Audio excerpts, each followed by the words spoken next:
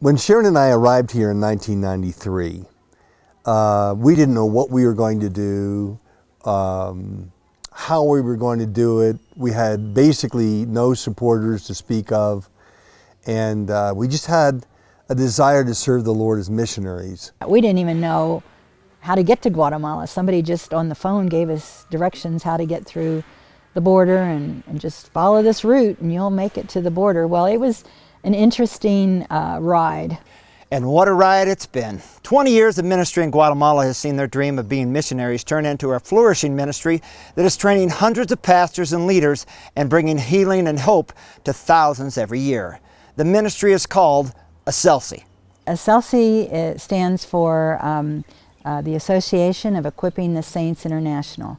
It's an acronym for our nonprofit organization, Asociación Equipando a los Santos Internacional.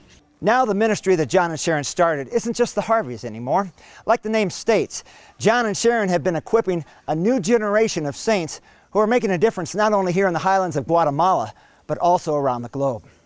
In ASELSI we have a Bible school. We've got extensions in 5 different countries where we're training pastors and leaders, teams that come down from the States and get a heart for missions. We've got a medical clinic that ministers to tens of thousands of people every year.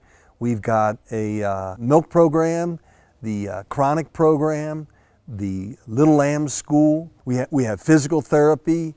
And the list goes on, with over 400 pastors and church leaders studying the Bible with ASELSI, and the more than 15,000 patients seen in the clinic in 2012, besides the many surgeries, therapy patients, special needs kids, and the hundreds of malnourished babies who are receiving milk and care. The ASELSI team is continuing the vision John and Sharon started. Our heart's desire is to pass on to the next generation a love for missions, a passion for the Word of God, and a desire to help people that cannot help themselves.